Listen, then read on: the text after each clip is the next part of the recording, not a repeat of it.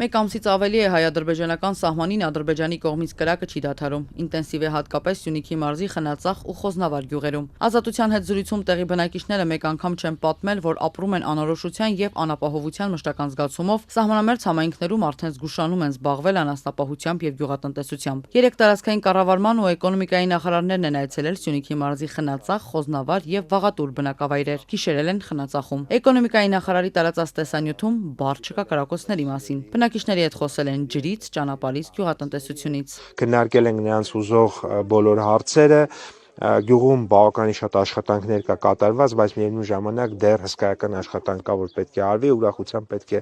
նշեմ, որ հենց այս պահին ջրագծի կառուցման process-ի մեջ ենք, նոր ճանապարհ է կառուցվում, ճանապարհ է հիմնանորոգվում։ Էկոնոմիկայի նախարարությունից հավելյալ ճշտեցինք, Խնածախում գիշերած նախարարը լսել է կրակոցի ձայները։ Հրադադարի խախտման վերաբերյալ տեղեկատվության տրամադրումը դուրս է նախարարության լիազորություններից, դիմեք պաշտպանության նախարարություն, հայտնեցին գերատեսչությունից։ Այցը սակայն նախարարին ուրախացրել էր, քանի որ մեջբերում եմ, խնածախցիներն ու խոզնավարցիները շատ ամուր են, կպած են իրենց հողին։ Իրենք ամենալավը եւ ամենաշատն են գիտակցում խաղաղության գինը եւ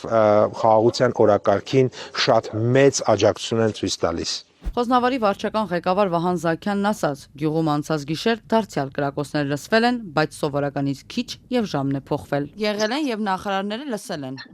Այո։ Իսկ այդ մասով, որ արդեն մեկ ամիս շարունակ է ինչ գյուղը կրակոցների տակ է, ոչ մի լուծում չէին առաջարկում որպես իշխանության ներկայացուցիչներ։ Դե մեզ ոչ իմանալ։ Խնածախում, որտեղ գիշերել է նախարար Պապոյանը, եւս կրակոցներ եղել են, պատմեցին բնակիչները։ Իրենց նույն ժամերին ուղղակի 10-20 չեն կրակել, մի քանի րոպեով կրակում են դադարում նորից։ Գյուղացիները չգիտեն, որ գալու են հանդիպել։ Երևի գալիս են գյուղապետարան աշխատողների հետ են հանդիպում։ Պատահական գյուղացիներից ովքեր տեսնում են, երևի ներկա են լինում։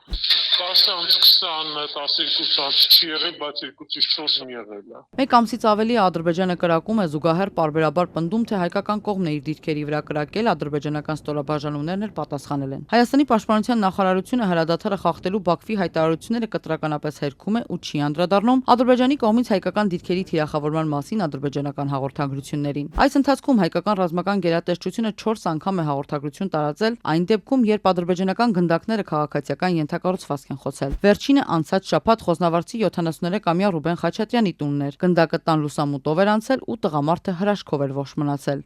Այս անգամ արձագանքեց վարչապետ Նիկոլ Փաշինյանը եւ Դաշնակցության կողմից ջահերով երթի ժամանակ Ադրբեջանի դրոշն այրելու հետ մեկտեղ դատապարտեց նաեւ Ադրբեջանի գործողությունները։ Փաշինյանը Ադրբեջանի իշխանություններին կոչ էր արել քննության առնել այդ դեպքերը եւ հանդես գալ պարզաբանումներով։ Չդադարող կրակոցների ֆոնին Ադրբեջանի պաշտպանության նախարար Զաքիր Հասանովն այսօր այցելել է հատուկ ջոկատայինների զորամաս ու գովել նրանց 44-օրյա պատերազմի ժամանակ իրականացած գործողությունների համար։ Հարավային երկրի զինված ուժերում նաեւ գրեթե ամեն ամիս զորավարժություններ են անցկացվում։